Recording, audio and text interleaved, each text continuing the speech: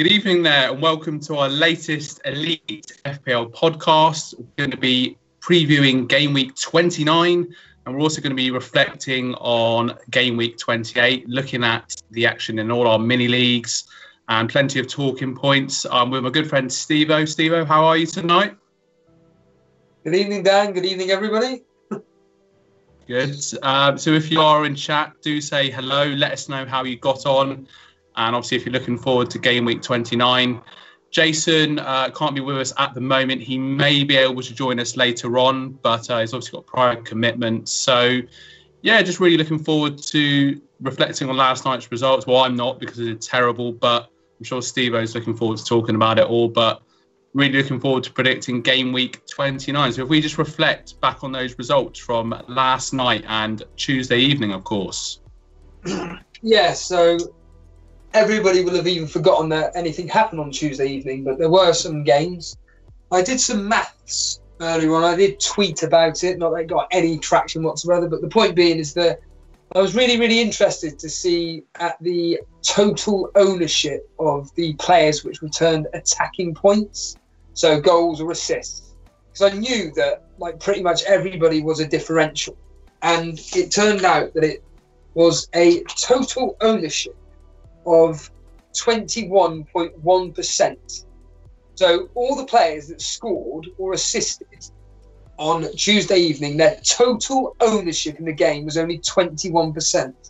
For that, you could just about get Ryan Fraser, who's owned by 20.3% of the game, or Sadio Mane as the next one close to that at 23.3%.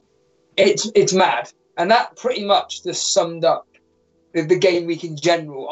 I kind of wanted to look over the Wednesday evening fixtures at the differential picks, excluding, for example, we all know everybody's got Aguero, Pogba, Aubameyang, Lacazette, etc. But the other players around, there was just so many differential choices. And we'll hear from you in a minute, Dan, because I'm sick to death of talking about all this. But we'll just quickly, I'll just reflect on what happened. So Everton, they beat Cardiff 3-0. You had 2 goals from Sigurdsson and Calvert-Lewin. Huddersfield winning 1-0 at home to Wolves in that 91st, 92nd minute goal, destroying Brett Mollison's Doherty captain choice. Leicester with Brendan Rodgers in the stands, winning 2-1 against Brighton. Gray and Vardy with the 2 goals there. Newcastle beating us 2-0, Shaw and Longstaff getting them. Now then, on to last night's games where this was just mental. And again, Dan, we'll hear from you in a minute. Arsenal winning 5-1. Koscielny, Ozil, Mkhitaryan, Lacazette, Aubameyang all getting the 5 goals there.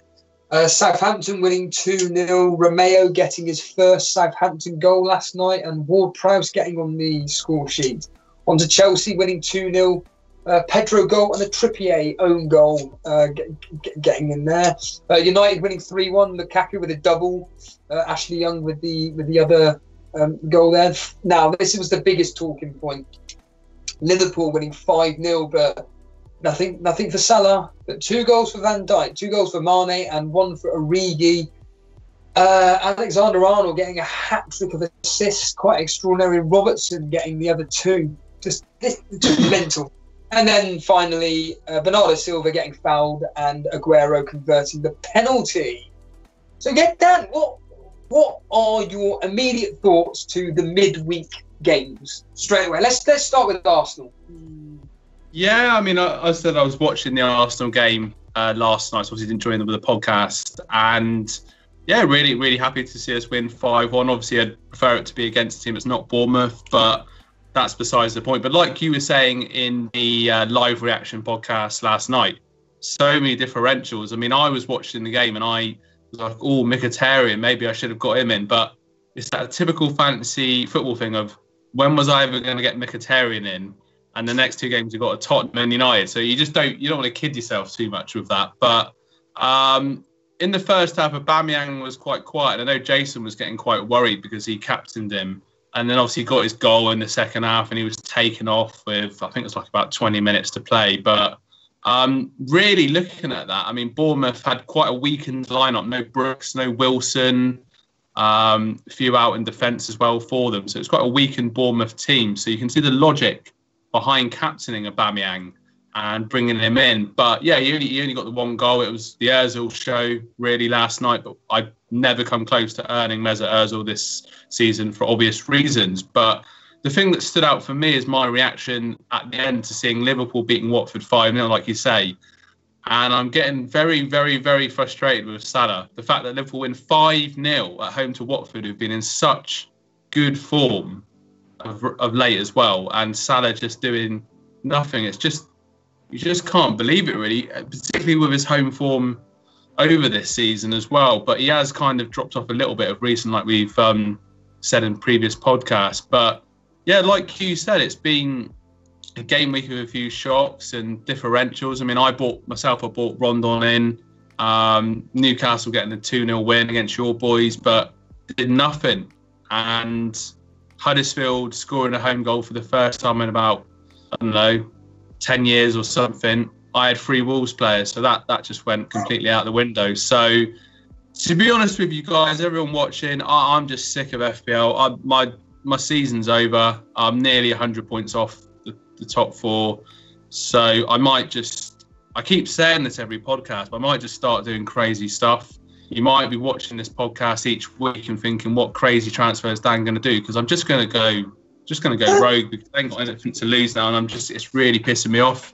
Excuse the bad language. But yeah, Stephen, what are your, apart from falling into hilarity, what are your thoughts on this game week?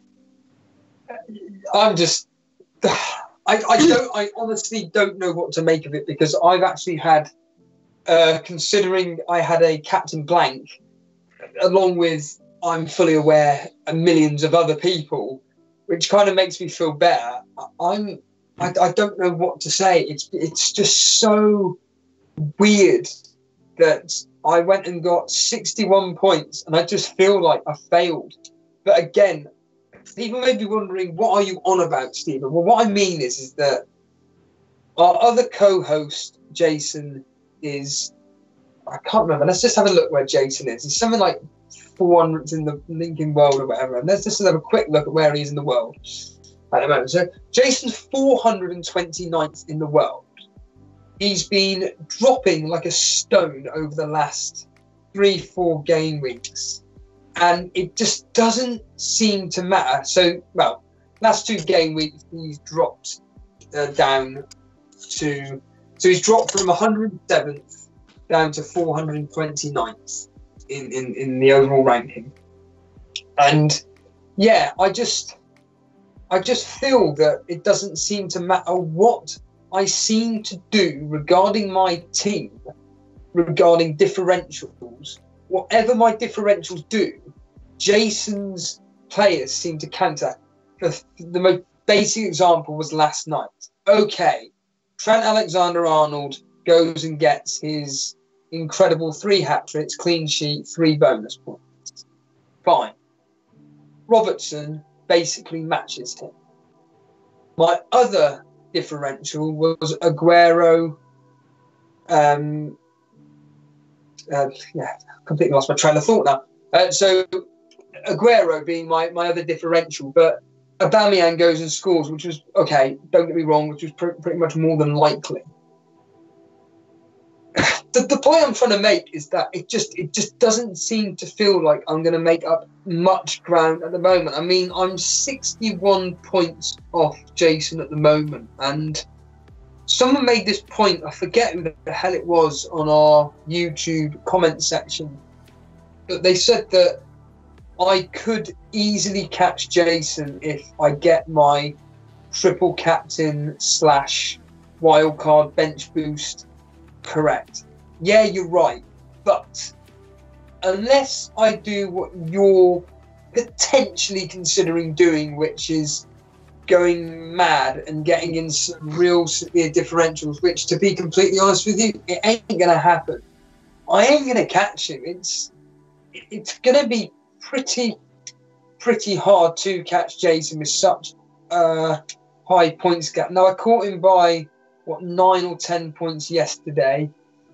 Yeah, so I'm looking at my own team here, and like players like Mane, they just get cancelled out by the Aubameyang captain.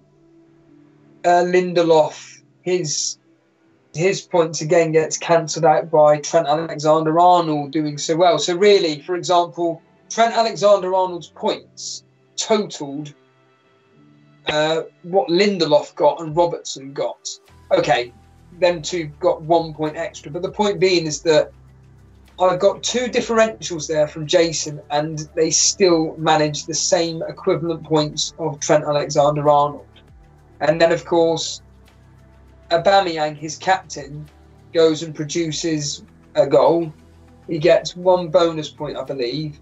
And my differential to Aubameyang would be Mane, for example.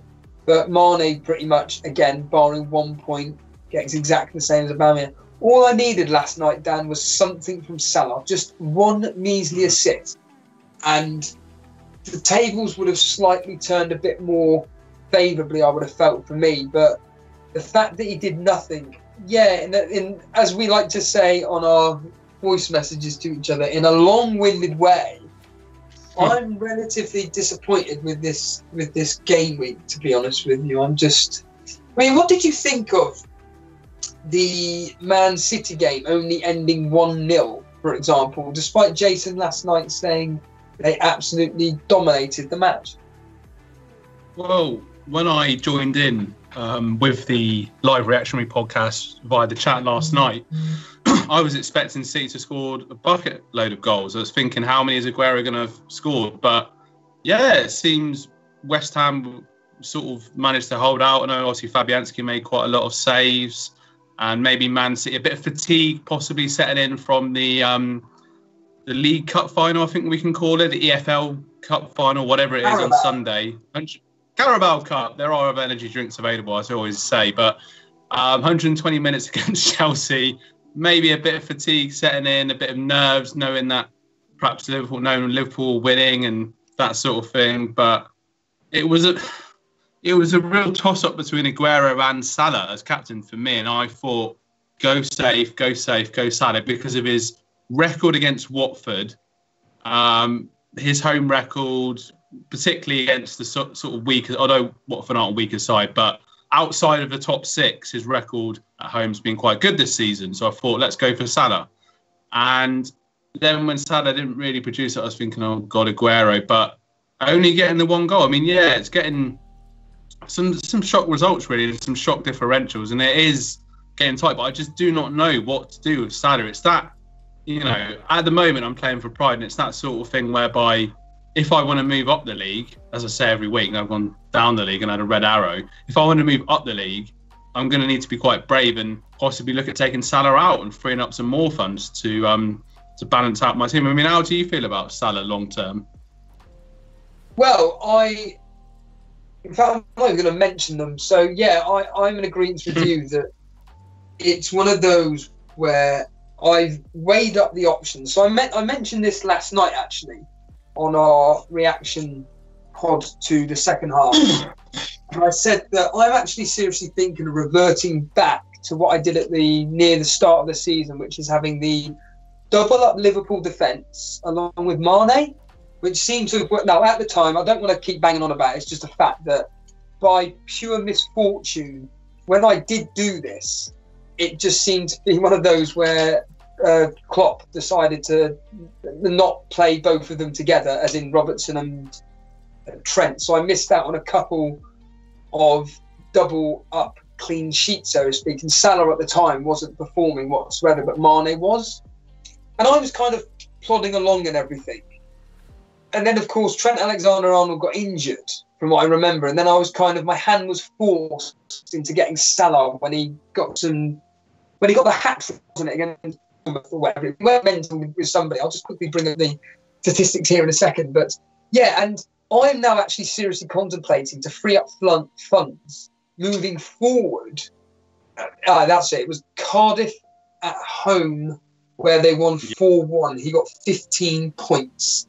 And then he went, and then in game week 12 and 13, he got a couple of goals. And then it just, from there on in, he just blew up. But point we're standing is that, yeah, I'm moving forward for the blank game week, I personally am contemplating such a difficult answer to this, but I'm seriously contemplating of getting rid of Salah to free up funds to bring in Trent Alexander-Arnold and David Luiz and Hazard.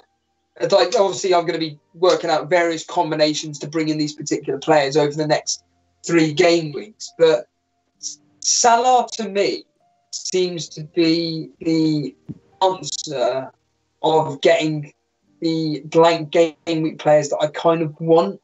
It's just, Dan, for me, as you know, I prefer having players which are actually performing. I don't care about underlining statistics. You could talk about underlining statistics all you want. If they're not giving you something, they mean nothing. What they mean is that there's potential for that player to do something and you can get ahead of the curve, but that's all it is. They're not real numbers. They're just there. Whereas I personally prefer choosing a player, for example, like a Barnes as the prime example of somebody that he's basically, barring the Newcastle game, returning 6 fixtures. Whereas someone like Rondon, as I mentioned the other day, he's only sporadically been producing goals. Like he'll blank for 3, score a couple, then blank for 3 as an example. And Salah at the moment, for me, the fact that he's not performing, as I mentioned last night, he's blanked now in the last 4 game weeks out of the last 5. That's terrible for a player of not only of his real most life expensive player in the game.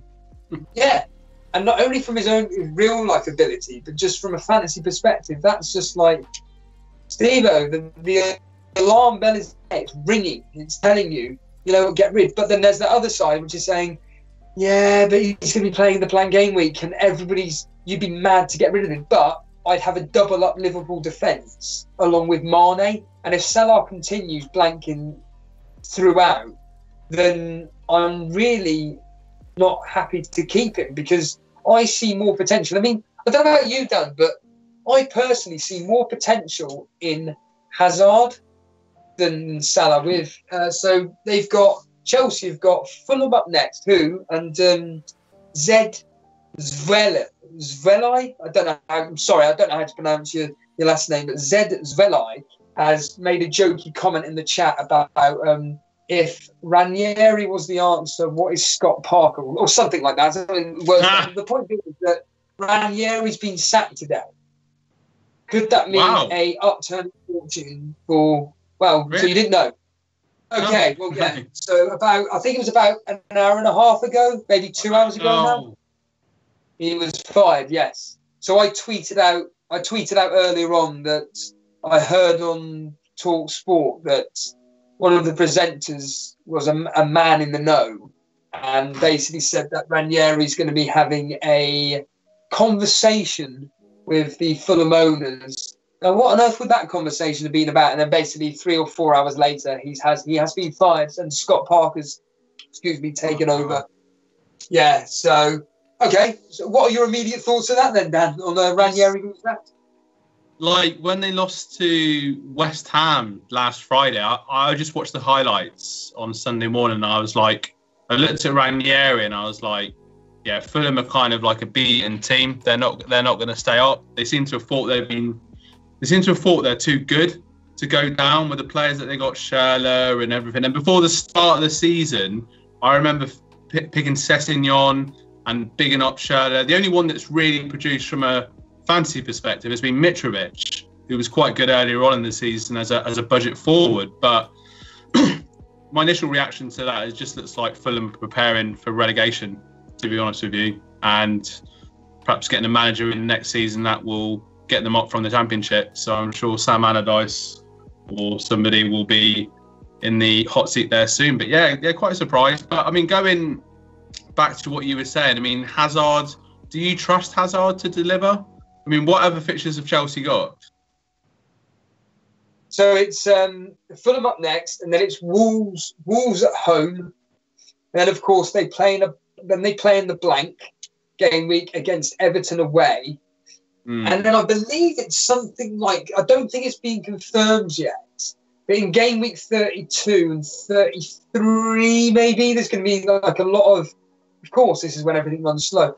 Yeah, nothing's been clarified yet, but in game week 32, for example, where at the moment there has been a double game week announced, which is United. So United at home to Watford, then away at Wolves. Well, there's talk of possibly Chelsea having a double game week in that time as well. Well, one of the fixtures is Cardiff away.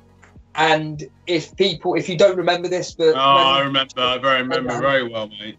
Yeah, Hazard got a hat trick, and do you know what?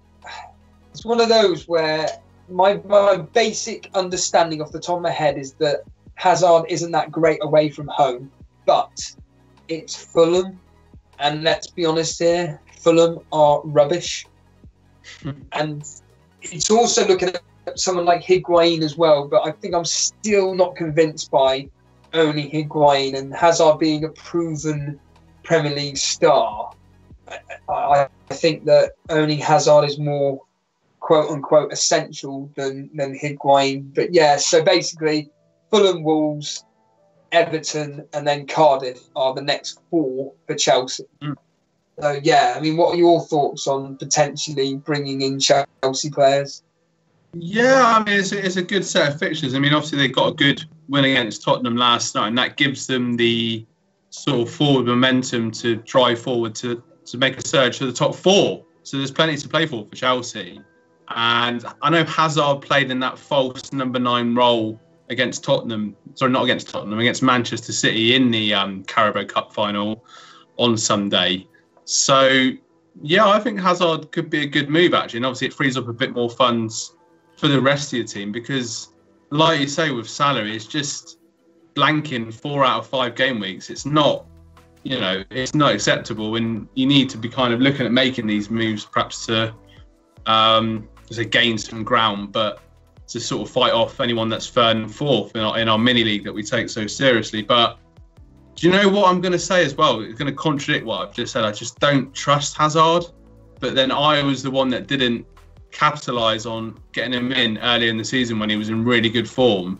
And the fact that you said about that Cardiff game, and we always talk about the history on the podcast, I think that could be a good one to have him in for. So, yeah, there's pretty sound logic behind what you're trying to propose to do, but it's just Hazard. Whenever I bought Hazard in, he hardly does anything, and then whenever I haven't bought him in, he's always it's just a troll.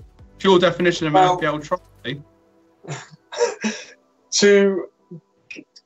Basically go against what I've just said off the top of my head, maybe this may inspire you to...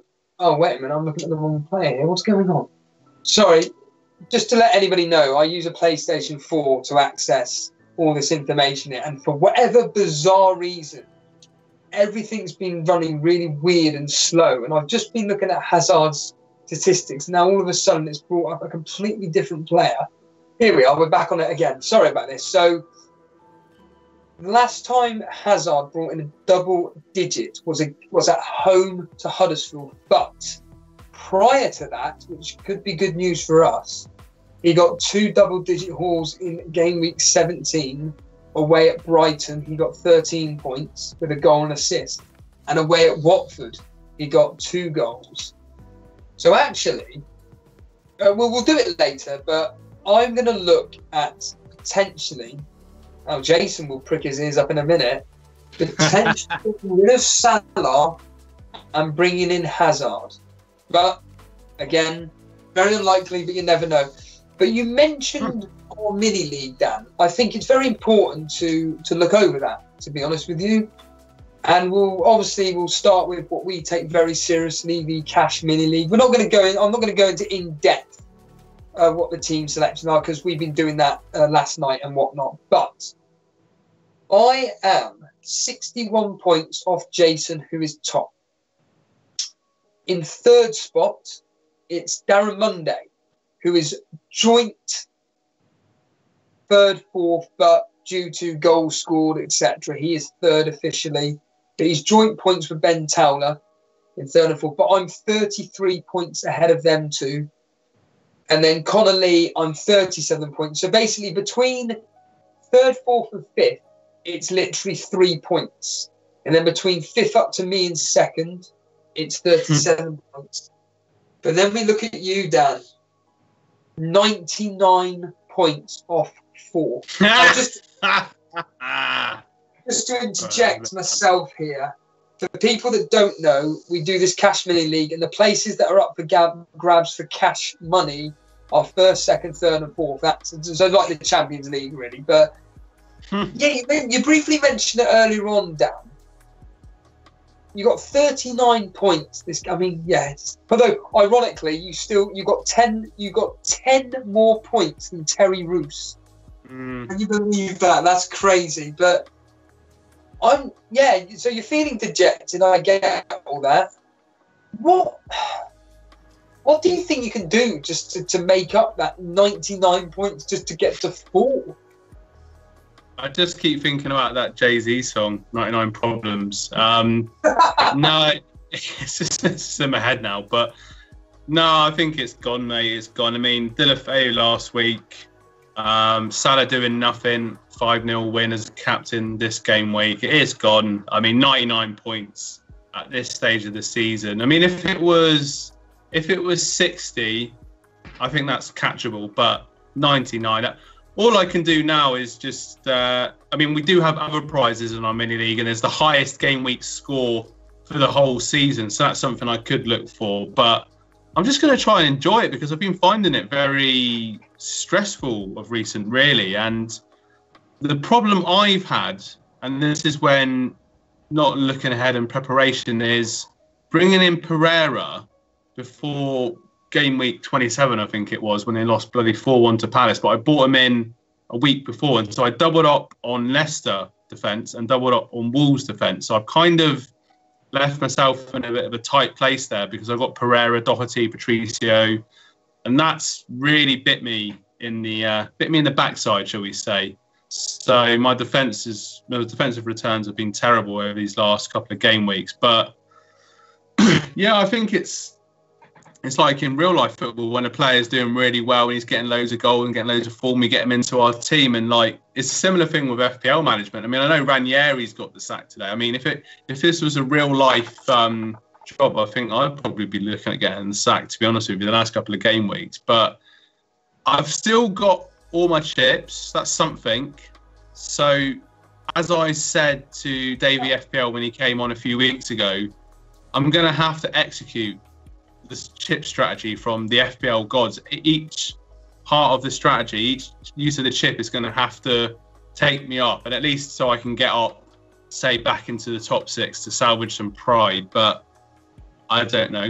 It's gonna have to be like when Jason captained Aguero, triple captained Aguero, or something crazy like that. It's going to take an FPL miracle to even get close, I think, I'm afraid. So stay tuned to this podcast for some maverick moves by myself over the next couple of weeks. But have we got anything coming up in the chat at all, Steve? I don't know if you can see any comments. I'll check that in a second. What I was going to say is some breaking news. You mentioned about we do different prizes. Well, one of the prizes in our Cash Mini League is Manager of the Month, and I've just found out I won the January one. Come on, that's what it's all about. But more importantly, we decided to run a competition for the Elite FPL Podcast Mini League from February Manager of the Month up to obviously May. And I just want to say we know it anyway because I released it on Instagram and Twitter. But congratulations to Chris Judge, an exclusive Elite FPL mug will be winging its way to you. You won the Elite FPL Podcast Manager of the Month award for February. So well done to you there. Moving on to the Elite FPL Podcast Mini League, and Jason obviously at the top there, but John Harris is now only 12 points behind Jason. That's just crazy. He's just absolutely leapfrogged everybody there and is now only 12 points behind Jason. That's crazy. In third spot, it's Kelvin Chow. He moves up to third. Jack Gleason. We seem to have jinxed him, Dan, since bringing him on for his all that time ago. We got him on as a special guest, and he has just been... In fact, I'm going to quickly just look at his team at the moment. Let's just see his game week history as it stands. And yes, wow. Luckily, the Irish as well. Since he was 77th officially in the world, he has had 2, 4, 6, 8, 9. He has had 8 red arrows, and he's dropped all the way from 77th down to 1,390. And you thought you had it bad, Dan? That is just crazy. I suppose it must be a case of similar with Jason when you get so high, and I don't know. They say the only way is up was the Yazoo song, but the only way can be down as well. And it just, I suppose it must get to a stage in your mind where you're thinking, God, I could actually possibly win this thing, win the whole world, or get into the top 50 or the top 10. So it's quite a lot of pressure, really. So, yeah. Sorry, Jack. I mean, he captained Sterling last night, of course, who didn't... Well, he played, but he only came on for, what was it, 15 minutes or whatever the hell it was. So, yeah, he went on to captain the thingamajig. I mean, talking of Sterling captain, as FPL Boona mentioned earlier on that he is going to be captaining Sterling this week. I mean, it's... How much is... So, this is quite... Just to go that into... link that into the mini league cash prizes. Just of interest, Kelwee76 is asking how much is the first place pot? Can you remember, Dan, for us? Something like 200 quid, something like that? Yeah, just under 200 quid. Yeah, so I mean, just to explain to people watching, it's £10 entry. We've had quite a few people ask to join the cash mini league this season. You'll all have an opportunity to join it next season. And yeah, there's obviously prizes for the top 4, prizes for manager of the month, and prizes for the team that goes furthest in the cup as well, which Pete Andrews won, and prize for the highest game week score, which so far Pete Andrews has also won so far. So yeah, it's up for grabs, as a commentator once famously said. Brett Mollison is saying that you should be going rogue, Dan. That's yeah, it's going to be. It's going to be literally Mission Impossible. Go rogue. I've got to, because at the end of the day, it is demoralising. I think the thing for me that kicked me right in the teeth. Last time I'm going to mention it, but Delafeu hat-trick and assist. It's just so. It's the margins. Like you said, FPL. The margins are just so thin, but they can be so cruel. And yeah, I know this isn't therapy, but yeah, was a real kick in the teeth. So I'm sure there's other people out there in the chat in their mini leagues getting frustrated, feeling like this, that you've just now, 10 game weeks to go. It's time to kind of, obviously some of those are going to be double game weeks, but time to kind of do some crazy shit, basically. Just a quick one for chat, as I always state, if you have any questions for myself and Dan to answer, by all means, just leave a comment. I'll just get it up on the screen now. And yeah, if there's any decent questions for me and Dan, we will be more than happy to. I think, what do you reckon? Just do our predictions for Game Week 29, see how it goes, Dan? Hey, definitely. I'm good at those. Maybe not picking my team. But if you are new to the podcast, please do subscribe and like and comment. But let's get into those predictions. Yeah, so the way we normally do it is that we have a bit of a game going on, but unfortunately due to various circumstances we haven't had the 3 of us participating in this. But usually what happens is that we go through obviously the score predictions. We get 1 point for the correct outcome.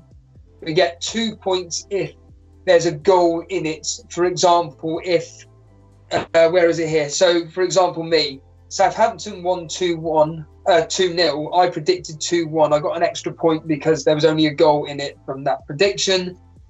And obviously, if you get the score completely correct, you get 3 points. Well, this midweek fixture, you and Jason both got 8 points each. You got 1, 2, 3, 4, 5.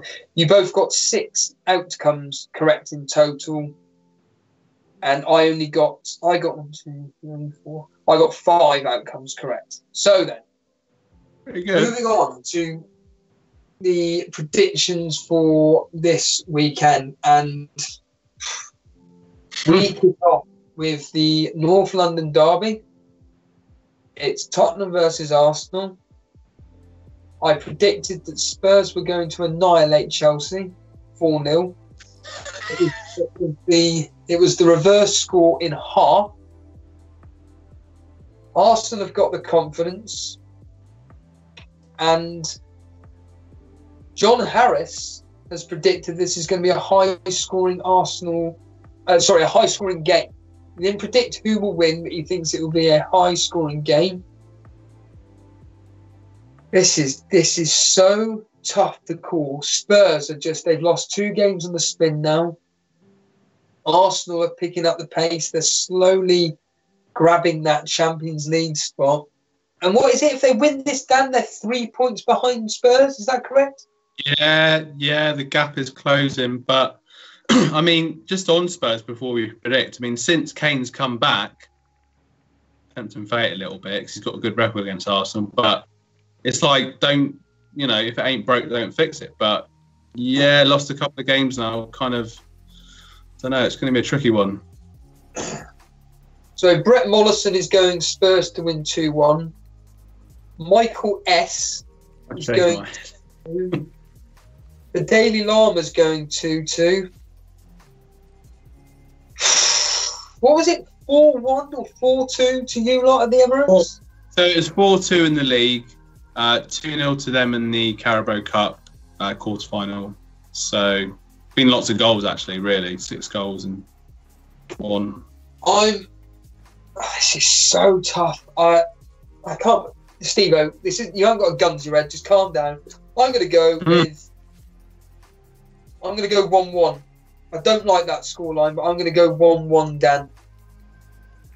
Yeah, I'm going to go 2-2. I mean, it is a derby. Form kind of goes out the window.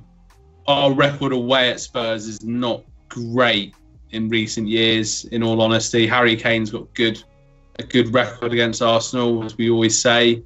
It'd be interesting to see if Mkhitaryan starts again, because in the last 2 games he's played, in the last 3 games really, he's played pretty well. He played very well last night, so that'll be interesting. Or whether Ramsey will come back into the team. But yeah, I'm going to go 2-2. Be interesting whether Son does anything as well. We'll come on to him later. Now, on to quite a few people are considering Aguero or Sterling as captain. It's just Aguero's home away record is just terrible. He just doesn't seem to do anything away from home. Bournemouth got absolutely annihilated by you lot. They can't seem to do. Predominantly it's away from home. They can't seem to do anything against these top 6 teams. Man City are looking very tired. I think they're going to win this. I think they're only just going to win this, and I think it's going to be. I'm going to go 2-1 to Man City. Yeah, 2-1, mate. Yeah, like I said, watching Bournemouth last night, they've got injuries to key players at the back, injuries to Wilson, to Brooks, key men. They didn't play very well last night, but obviously that's the circumstance to it all. I think Man City got the win. It was a narrow win, but still they're really on Liverpool's tails now. I think 3-1 to Man City, and I think Aguero is a good captain choice, to be fair. Or Sterling. Sterling likes playing against Bournemouth. Differential captain choice. Now on to I wouldn't call it a 6-pointer, but it's Brighton versus Huddersfield. I did find the statistic about Huddersfield's total points this season, and basically of Huddersfield's total points, 6 of them have come against Wolves. Yeah. They've beaten Wolves twice, and it worked out to be something like 43% of their total points. I find that crazy. So virtually half the points that they've got is against Wolves of all teams. But anyway, I'm going to go with a straightforward. Neither inspire me. I'm going to go, 1-0 to Brighton. Yeah, I mean, it was a really good win for Huddersfield. I mean, they are going to go down, but they're showing a lot of fighting spirit there. Brighton just narrowly losing to Leicester. But yeah, Brighton's home record is obviously a lot better than their away record. I think, 1-0 to Brighton. But yeah, Huddersfield, like, scoring so late on against Wolves, I just, couldn't believe it. But yeah, 1-0 to Brighton. Just to let people know in the chat, I don't know if this is happening for you guys watching live. For me, Dan's sound is constantly jittering. If it's going the same way for you lot, we apologise for that. I think it's though a Skype issue, so I don't think you guys are going to be affected whatsoever. So hopefully I'll be able to hear what Dan's saying. But I did hear the final score there of 1-0 to Brighton. On to Burnley versus Crystal Palace. And we need to get back to winning ways after that. Well, Sean Dyche even admitted we were terrible against Newcastle. And I think Crystal Palace are going to beat us. I think it's going to be... I'm going to go 2-1 to Crystal Palace. Yeah. It's obviously Burnley have been on such a great run. And then Newcastle, the team that you kind of slate every week. Obviously, I think they've been watching their podcast and they use it as a motivational tool to beat Burnley. But I think this will be quite a tight game. Burnley have got to get points. Palace have got to bounce back. I'm going to go 1-1. 1-1. Man United Southampton is the next game, and quite a lot of people are actually seriously considering captain Pogba. Again, I'm not confident in that prediction whatsoever of Pogba, doing better than, say, Hazard if you owned him, possibly Salah, Aguero, Sterling. I think there's better options out there, but I think this is just going to be a professional win for United. I'm going to go Lukaku to continue his scoring streak. And I'm going to go 2-0. Yeah, I'm going to go 2-0 to United. Yeah, you took the words right out of my mouth. I think, Lukaku's got a bit of confidence now. Luke Shaw, as Jason mentioned last night, played very well against Salah last Sunday. And got an assist last night, so he's full of confidence, possibly one to get in against his old team as well. But I'm going to go 2-0 to Manchester United, and I think Lukaku will score again. Now then, will Wolves finally get back to winning ways against Cardiff? And again, quite a bit of talk about Captain Jimenez. Will Brett Mollison go? He's actually mentioned in chat he's going to go with Sterling, but will he captain Doherty? You know what will happen here, don't you? Doherty will probably go and get a goal and an assist in this game now, and Sterling will probably blank. But that aside, Wolves versus Cardiff. 2-1 to Wolves. Yeah, it's tricky because I think, if memory serves me right, Cardiff beat Wolves in the reverse fixture. I'm pretty sure they beat them 2-1. And Wolves have this habit of losing to the kind of lower teams, like obviously losing to Huddersfield twice. Cardiff, obviously losing again to Everton, losing to Watford. So they've conceded 8 goals in the last 2 games, so surely Wolves can do something. I'm going to go 2-1 to Wolves. Now on to the evening kickoff in the bowling ground or the Olympic Stadium, whatever you want to call it. It's West Ham versus the resurgent Newcastle.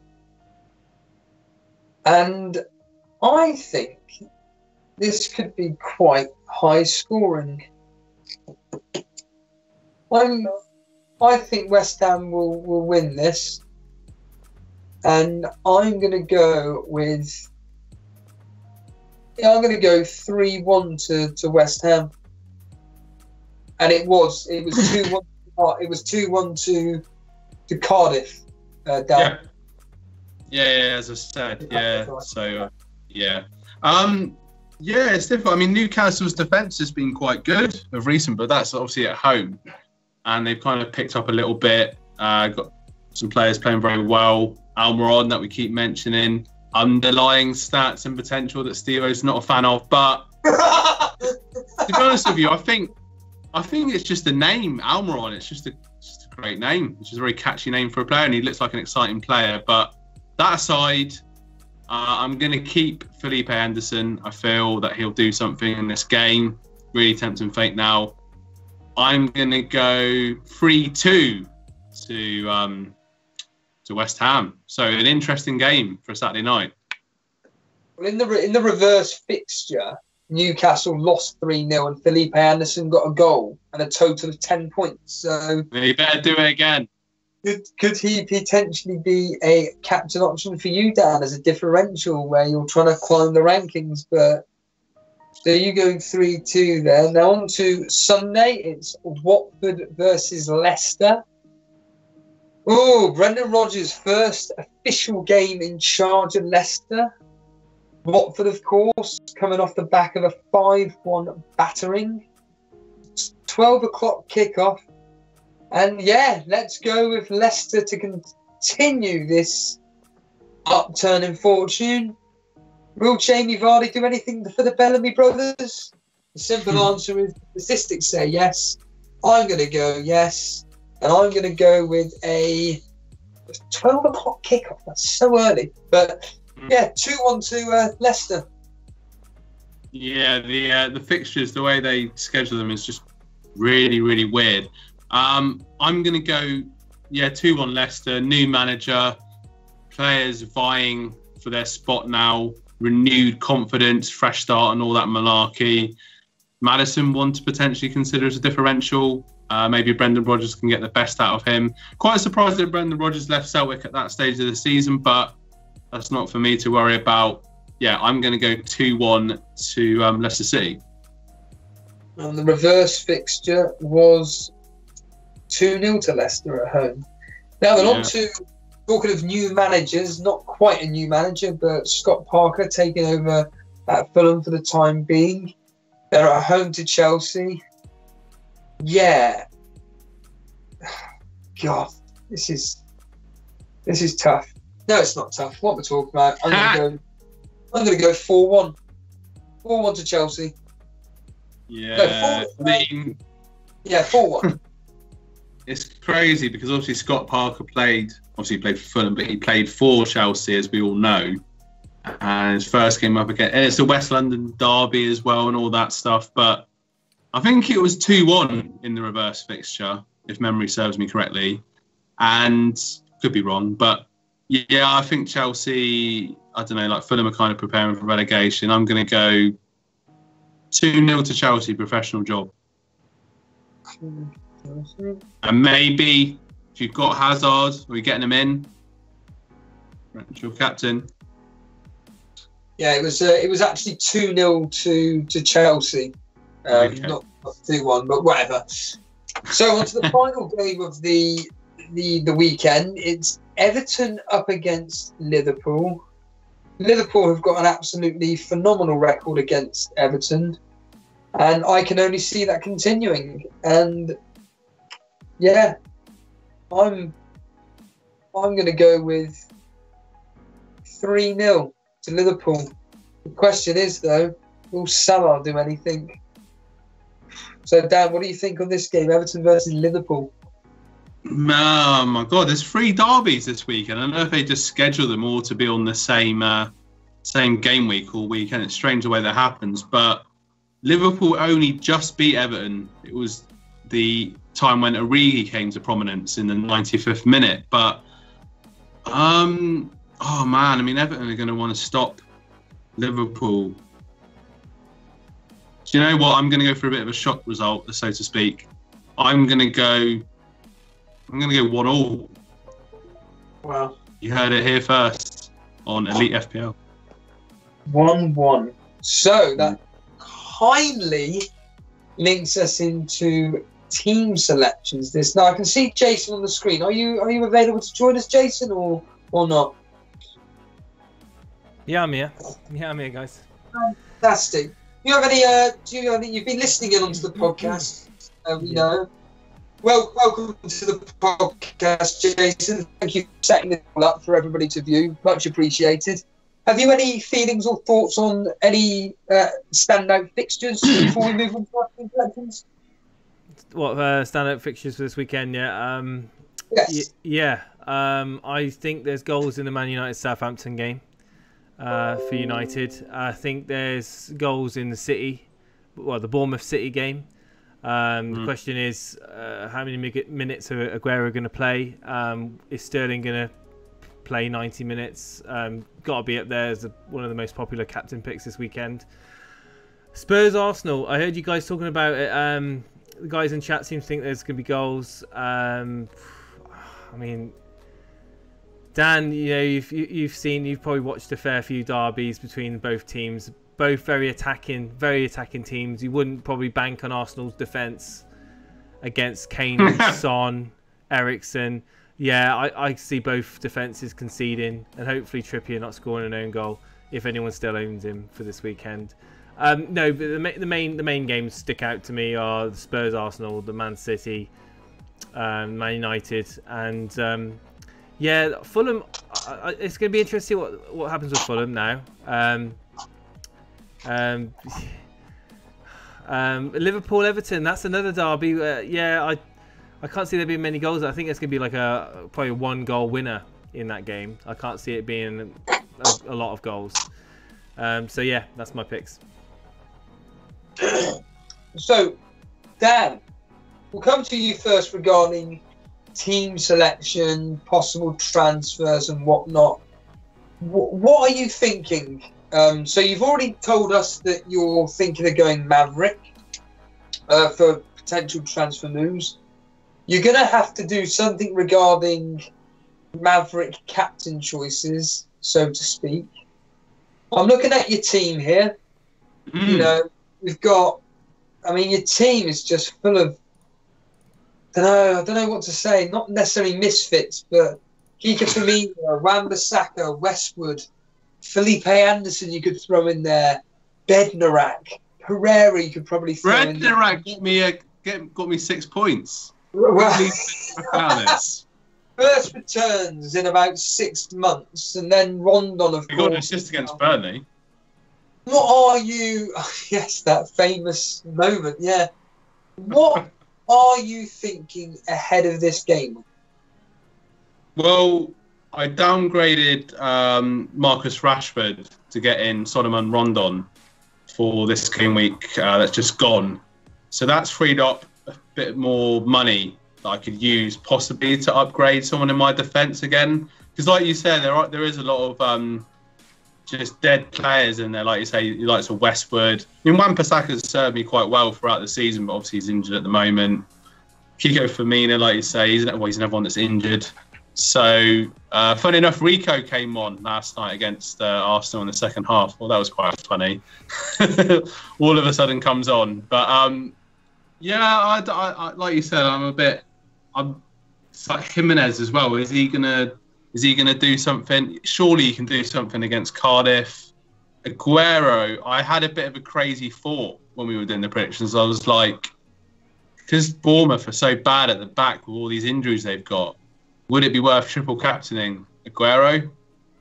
And I'm like, I'm kind of thinking of doing it just because, like I said, I haven't got anything to lose really. And I know, Steve Cook was out in the back for Bournemouth, and he's like quite an experienced player. And Man City have got a good record, and I'm like, I don't know.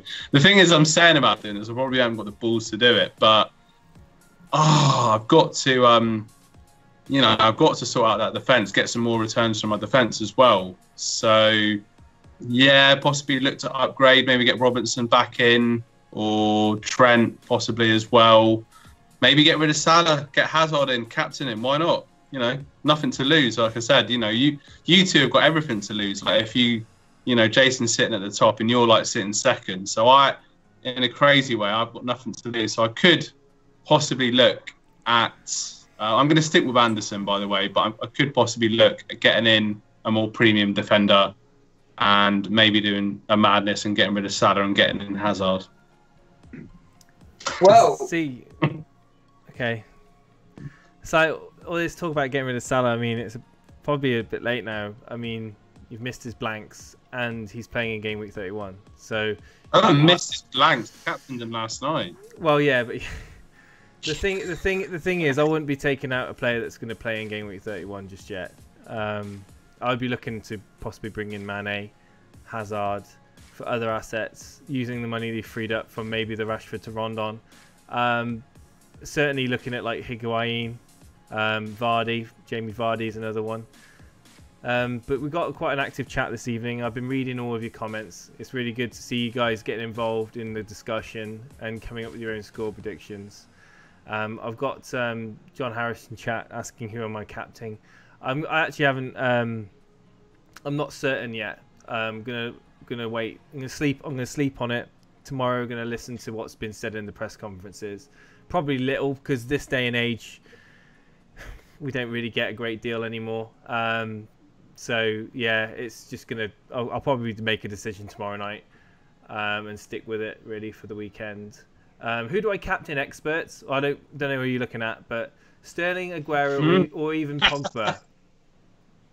Sterling, Aguero, or even maybe Pogba, or is it standard Salah and Mane? And see, I said it last night when we were watching or listening to and reacting to the scores. Salah to me, and I think Steve-O agreed, and I think from what he said today, kind of echoes it, that Salah's not anywhere near his best, and nowhere near is a shadow of what was happening last year. And I think, this whole set and forget captaincy on Salah is starting to fade now. And yeah, I don't think it's vital that you captain him. Having him in having him in your team, yes, because obviously you don't want to miss out on any points. But I don't think it's a necessary captain. This time last year, everyone was captaining him, home or away. But yeah, out of those picks, I think I'm inclined to think Sterling's going to do something against Bournemouth. Clement LaRue's in chat saying, hi gents, thoughts on selling Son and Jimenez for Higuain and Barnes? Is that for a hit? I wouldn't do it for a hit. Or Son and Rashford out for Higuain and Almiron. Do you need to do it this week? Everyone loves Almiron. Maybe up towards the game week 31. Maybe you don't need to do both of those moves this game week. Maybe spread them out over multiple game weeks instead of taking a hit or using both your transfers. Didn't City scrape past Bournemouth last season with an injury time Sterling winner? Could be a tight at the Vitality. Yeah, but like we're talking about the injuries to Bournemouth. Watching them, they're leaking goals, and I just think that Man City they're chasing first place.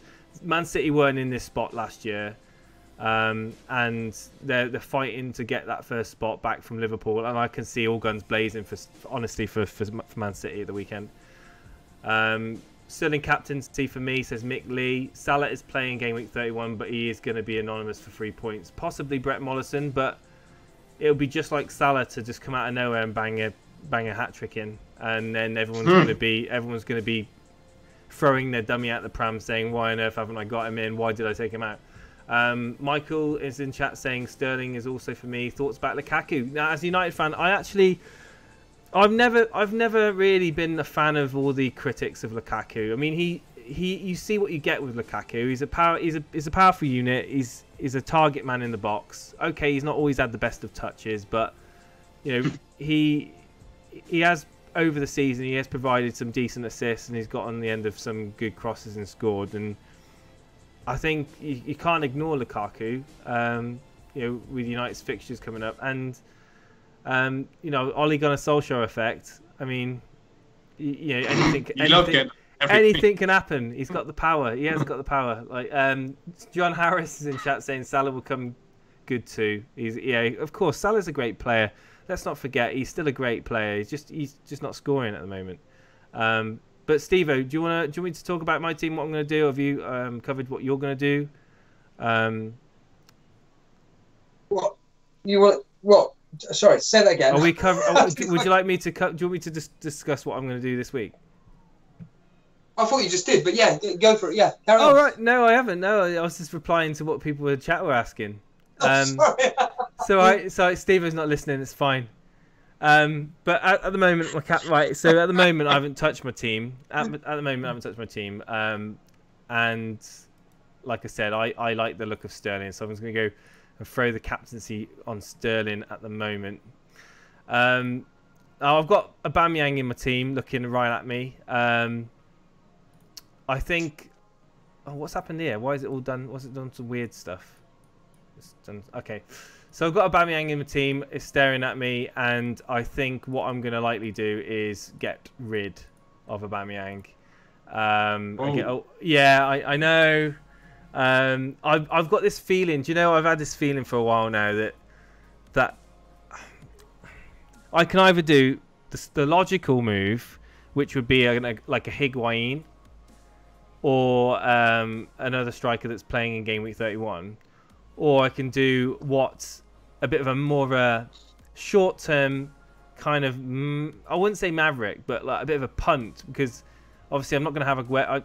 I don't think I'm going to be benching Aguero in Game Week 31, so it'd only be in for like a couple of game weeks, but possibly a boring move back. So my moves over the last few weeks have been involving Aguero Aubameyang.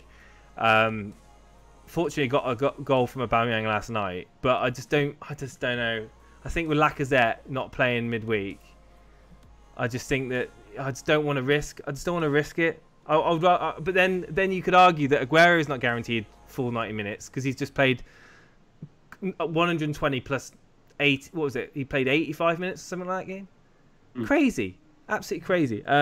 So I'm not decided. I'm not decided yet, but I don't like the look of Aubameyang in my team going forward. They've got a couple of tricky fixtures coming up for Arsenal have, and obviously they're blanking Game Week 31, so he's on my radar to transfer out. Son is on my radar as well. Possibly you could even get Hazard in. For Son, I've got 2.8 million in the bank at the moment, so I've got some funds. My defense has looked weak for many weeks now, and to be honest, I've been really lucky with getting some of the points that I've got from my defenders because they've been poor. And Wan-Bissaka, hopefully he'll be back soon. Firmino, I don't even want to talk about him. Punchin, absolute fail. I've got some real problems in my team. I've got some real problems, and I feel that I'm not going to be able to sort them all out before the wild card comes out. Preparing for the double game week and the bench boost. So yeah, I'm not. Am I happy with my team? Not entirely. No, I would say that I'm happy with 8 out of the 11 players I've got. But anyway, I digress. Talk to us about Steve-O's team. Let's go, Steve-O. What are your thoughts on your team? Well, I can't believe I'm just looking at your team now. You've got 2.8, and if I was in your shoes, why am I advising my closest rival? I don't know. I don't care. We're all here to discuss fantasy football, and I'm just going to have a chat with a friend about what I would advise you to do. I'd get rid of Son and bring in Hazard immediately. I'd captain Hazard. That if you've got 2.8 in the bank, yeah, I would. You've got 2 options. You can either get rid of Son, because there's 2 debates at the moment going around, which is what to do with Salah, what to do with Son. Salah and Son are in 2 different categories, really, because Salah is so highly owned. He's at 48% or something like that, whereas Son, he's down to the once this comes up 23% of teams.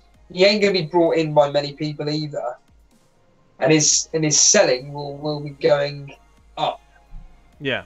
If I was in your shoes, you've only got 2 options. You can either get rid of Son and Hazard, or you can get rid of Wan-Bissaka / Kika Firmino and bring in, Robertson, for example, Robertson, or David Luiz, maybe. David Luiz. Yeah. You see, straight away, 2 mates having a conversation about players that I want to bring in and that he's considering bringing in. So, going on to what you're asking about my team, Jason, well, I've just been looking at some potential transfers to do building up to blank game week 31. Now, my immediate reaction is get rid of Salah, bring in Hazard, get rid of Kika Firmino, and either bring in Trent Alexander-Arnold or David Luiz, whichever one. Either way, I could afford that move because I've got 2 free transfers. There are 2 differentials on you, at the moment anyway. And it means that I get to keep Rashford and Son, even though I'm not too happy with that. But it also means that the selling of Salah, and this is the key to this, is that the selling of Salah means that then I can get rid of Rashford, who's got some tough games coming up, plus the injury, Champions League, and all this malarkey, Lukaku coming into play and stuff. I would be happy to bring in Vardy. And then as we move more closer to blank game week 31, I'd had about 8 or 9 blank game week players. I'd have 8 players playing for that particular game week. Like I said, I'm not particularly fussed with this blank game week. I think it's rubbish. I think that, based on last night's statistics of all the players that scored on Tuesday evening were only owned in total by 21% of the whole game. You're looking at, again, I don't want to keep harping on about it, but it's just truth. Bournemouth versus Newcastle, that doesn't inspire me with anything. Burnley versus Leicester, again, doesn't really inspire me, barring Vardy, if anybody. West Ham, Huddersfield, again, that's a complete lottery of who does anything for West Ham. Fulham, Liverpool, well, most people are going to have a treble up of Liverpool, depending on whatever combination people have. At the moment, my combination is Salah, Mane and Robertson. But I just have this gut feeling I'm going to change that. And it's going to be Salah gone. And it's going to be back to my Mane and Robertson, Trent Alexander-Arnold double up in defence. Well, yeah, because Liverpool really are attacking from the wings. And, Trent Alexander-Arnold and Robertson, I mean, they're providing for the likes of Van Dijk, that free kick, and there's such great value. Trent Alexander-Arnold, I mean, all season he's just been an absolute bargain. And Robertson, when you got him in at the early, what was he? Was he 5.5 or something? What was he? Was he close to 6? I can't remember what Robertson's value. Robertson, I don't even know how much he was, to be honest. I think he was 6 million. Yeah, he was 6 million, wasn't he? So he's okay. Yeah, I was gonna look back through the history now. Yeah, so he started off at 6 million. So people brought him in game week 1 and kept him in. It's pretty amazing. And then obviously, up until not so far ago, I mean, it was Doherty as well, wasn't it? But yeah, we'll I'll let you carry on because you were halfway through your spiel. Then I just thought I'd just jump in with the whole bargain that Trent Alexander-Arnold provides. Yeah, so I'm kind of looking at this thinking logically, I've kind of got to keep Salah for ownership reasons, but if I'm it's a bit like Dan's situation in a way, in the sense of, if I was to get rid of Salah and bring in Hazard, straight away that's a differential on you. But you can easily counter that by, the fact of getting rid of Son as an example, easily, and bringing in Hazard. But then, like you said, your defence is suffering so much. But no one cares about defence. Defence is just a lottery at the end of the day. Depending on who, let's be honest here, barring Trent Alexander-Arnold, Robertson, Van Dijk, or even a man, those 3 players really, possibly throwing David Luiz there. Everything's just a lottery when it comes to defence. So I wouldn't be panicking about. I would be more concentrating. If I was in your shoes, I'd be more concentrating on your attacking front 7 rather than your back 4. But again, it all depends on you wanting players that play, so to speak. Yeah, well, Hazard and David Luiz, I mean, their fixtures are really good. They're playing in game week 31. It's going to be, I think Chelsea are on an upturn, like you mentioned earlier on. They got the win, and they got some nice fixtures. So is Sarri going to galvanise his team and march forward and preserve his top 4 spot? That is the question. Yeah, I mean, I'm just looking at, as I keep saying, about literal raw data about what players are returning, and I'm just looking at Mane, and I'm just thinking, Steve-O, you keep saying this every week regarding listen to your own advice, go with your gut feeling, and reality is this: get rid of Salah, get rid of him, you've got 2 free transfers, bring in Hazard, and then you've got how much to play? I've got 6.9 then to play with, to then bring in either David Luiz or Trent Alexander-Arnold.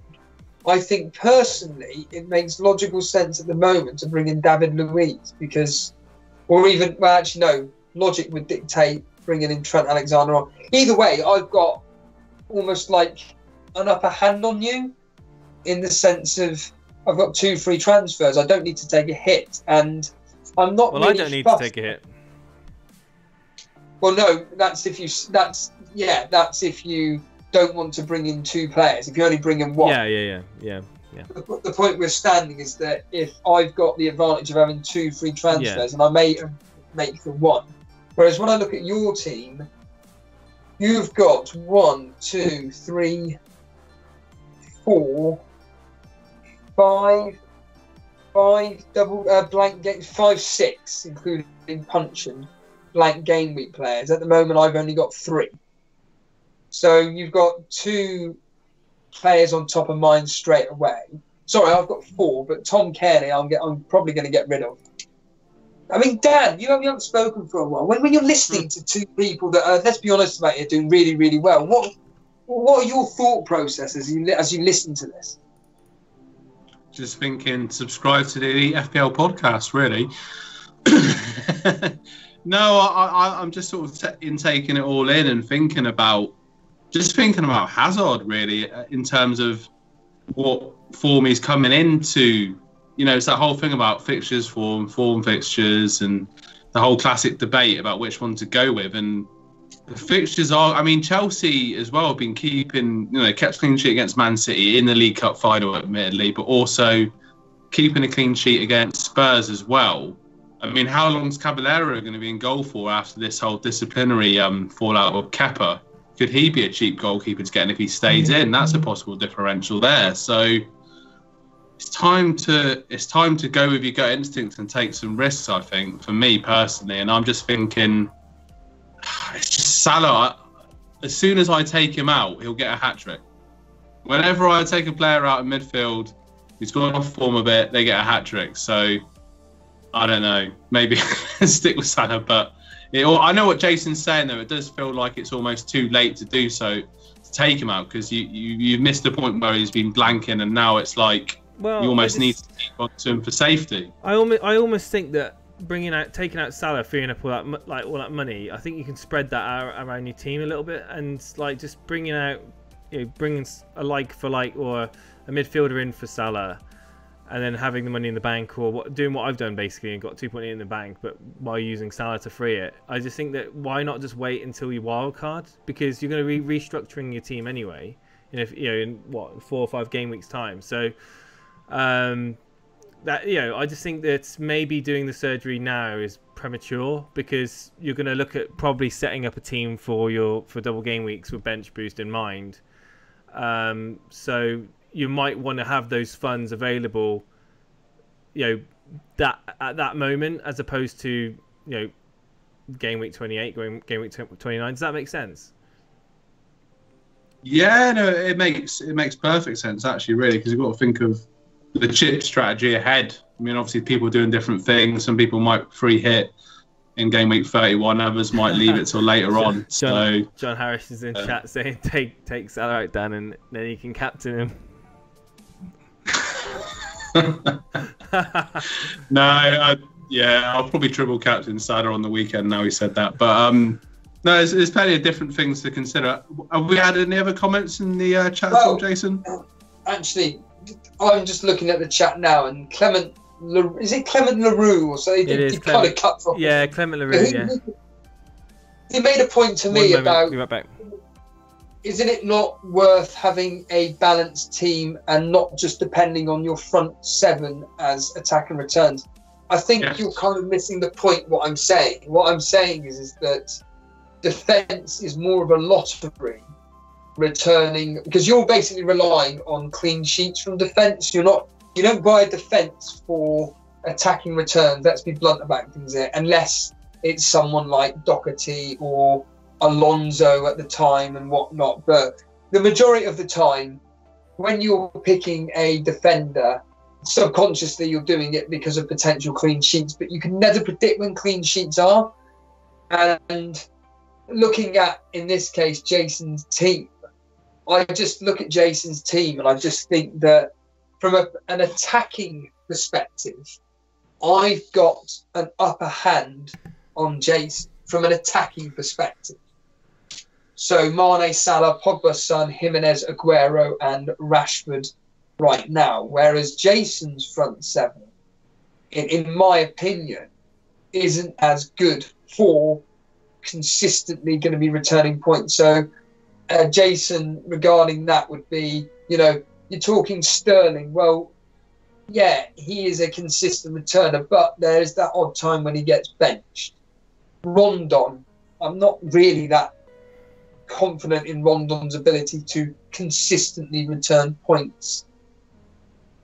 And then the rest of his attack is just exactly the same as mine. And then you've got Punchin there as well, who obviously he wouldn't be coming in at all whatsoever. But yeah, that's just my personal thought process. Whereas, if Jason was to do real surgery on his team, it would be to get rid of Wan-Bissaka and Kika Firmino, because any sub... I'm not getting rid of Wan-Bissaka, mate.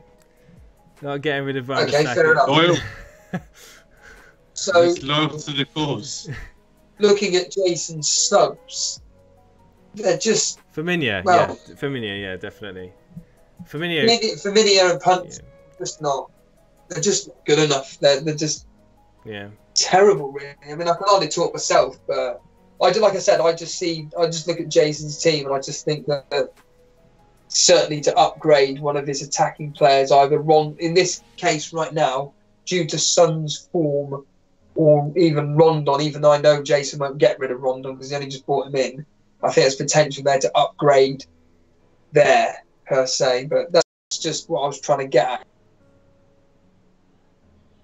About obviously getting in Robertson. I mean, even at the start of the season when you had Mendy, Robertson, Alonso. Yeah, Alonso, yeah.